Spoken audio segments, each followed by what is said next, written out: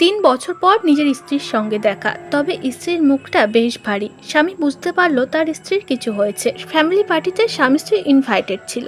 সেখানে সকলে তাদেরকে দেখে খুশি হয়েছিল। তবে স্ত্রী যে তখনও মন খারাপ করে বসে আছে সেটা স্বামী বেশ বুঝতে পারছিল। ডিনার টেবিলে বসে বারবার স্ত্রীকেই খাবার ডিশ অর্ডার করতে বলছিল। স্বামী বারবার বলার সত্ত্বে সে মেনে গেল আর এমন একটি ডিশ অর্ডার করলো যেটা স্বামী মুখে দিতেই ঝালে কেঁপে উঠল।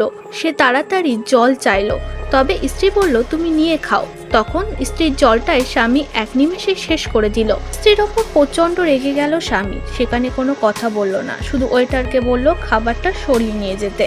ফ্যামিলি পার্টি শেষ হতেই দুজনা বাড়ির উদ্দেশ্যে রওনা দিল।